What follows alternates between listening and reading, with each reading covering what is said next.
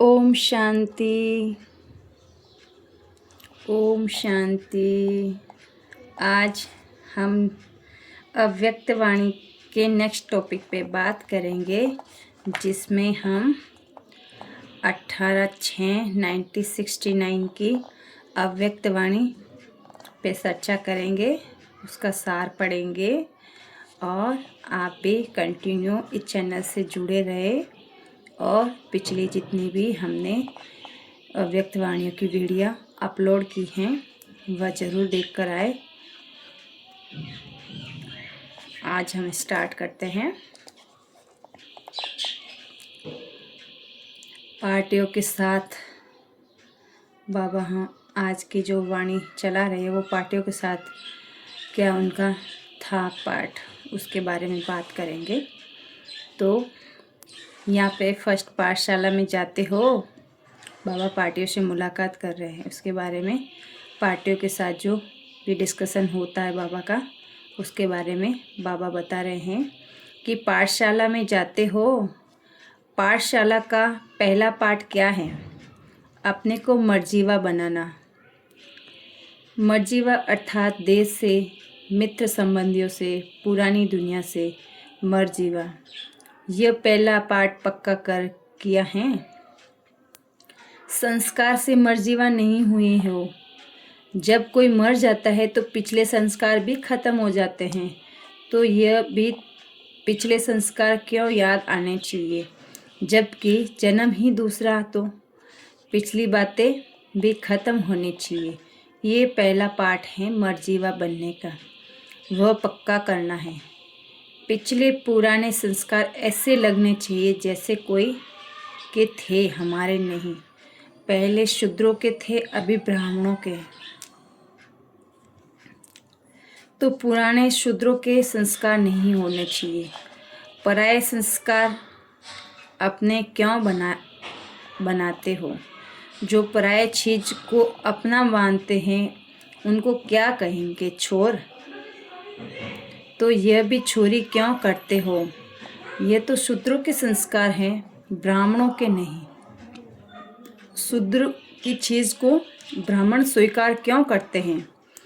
अछूत के साथ कपड़ा भी लग जाए तो नहाते हैं, तो शूद्र बनने का संस्कार ब्राह्मणों को लग जाए तो क्या करना चाहिए? उसके लिए पुरुषार्थ करना चाहिए। ऐसी गंदी चीज को नहीं छूते हैं। वैसे पुराने संस्कारों से बचना है, छूना नहीं है। इतना जब ध्यान रखेंगे तो औरों को भी ध्यान दिला सकेंगे। दूसरा, सर्विस की सफलता का मुख्य गुण कौन सा है? जितनी नम्रता उतनी सफलता। नम्रता आती है निमित्त समझने से, और निमित्त समझ कर सर्विस करना नम्रता के गुण से। जब आपके आगे नमन करेंगे, जो खुद झुकता है उसके आगे सभी झुकते हैं। निमित्त समझकर कार्य करना है। जैसे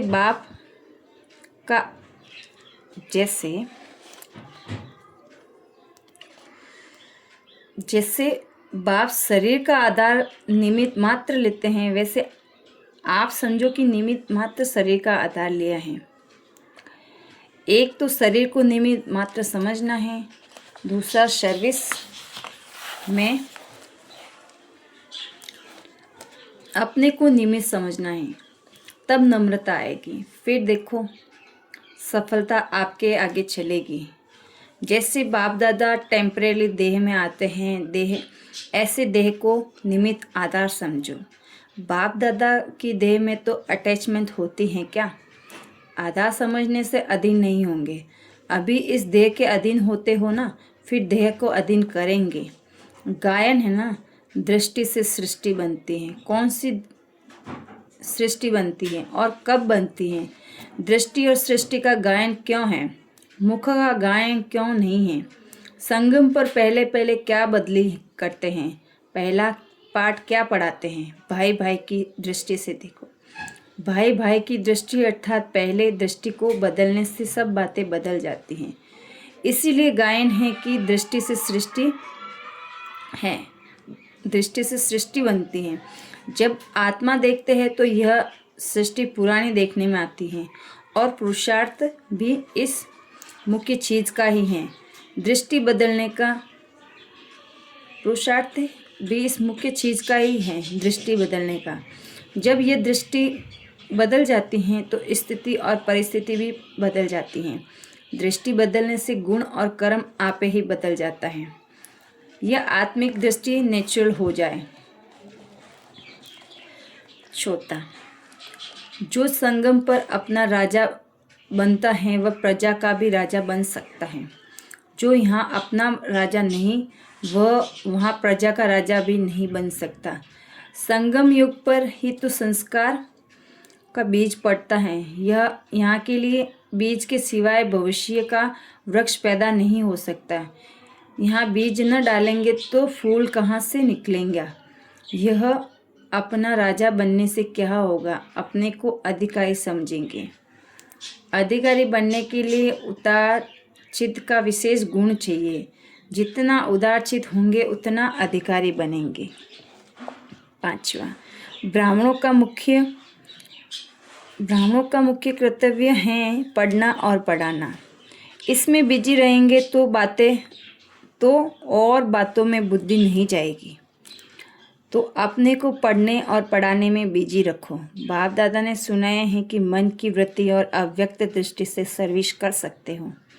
अपनी वृत्ति और दृष्टि से सर्विस करने में कोई बंधन नहीं है। जिस बात में स्वतंत्र हो वह सर्विस करनी चाहिए।